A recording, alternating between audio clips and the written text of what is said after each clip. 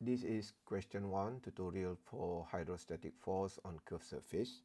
The 6-meter diameter drainage conduit of figure 1 is half full of water at rest. Determine the magnitude and line of action of the resultant force that the water exerts on a 1 meter length of the curved surface section BC on the conduit wall.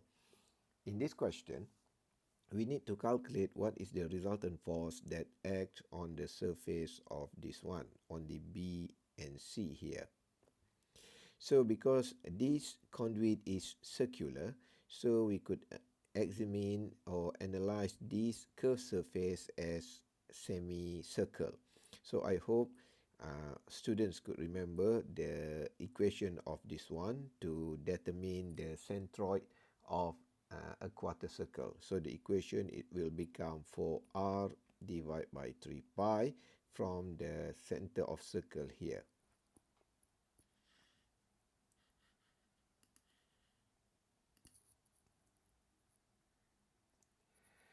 Now we will calculate the horizontal force first. So now we have a curved surface of BC like this, and then we could draw the horizontal force with a horizontal arrow like this. So and then we could draw the projection area like this one.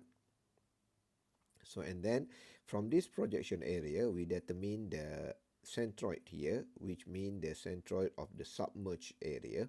So and then we draw the horizontal force a little bit lower from the centroid.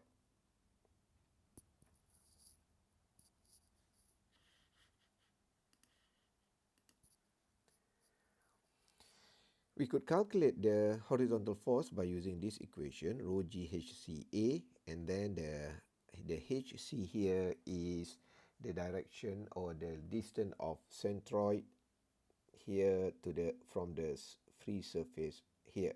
So because the radius here is 3 meter, so we could write the centroid here is 3 divided by 2. So and then we could get the value of horizontal force here is 44.1 kilonewton. And then to calculate the YR, we could calculate by using this equation. So we could get the value of YR is 2 meter from the free surface.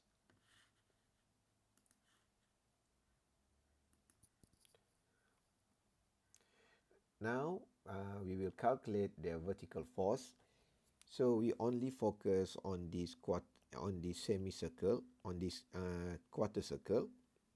So we could calculate by using this idea, rho g and volume. So we need to calculate the volume of this quarter circle. So the equation will become 1 over 4 pi r square. So and then we could get it is 69.3 kilonewton. So vertical force acts through the centroid, and then we could use this equation to determine the centroid of this quarter circle. So by using this equation, we could get it is equal to 1.27 meter from the center point of circle here.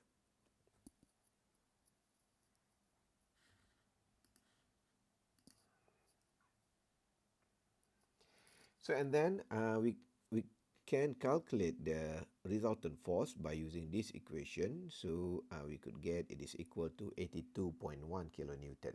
And then we could draw the resultant force just like this diagram. So we could draw the vertical force here, and it must go through the centroid. So this is the XR. So we could calculate the distance of XR by using this equation. So and then we could draw the horizontal force here. So and then the distance of the free surface from the free surface to the horizontal force here is YR. So we calculate the value of YR previously, which is equal to 2 meter here.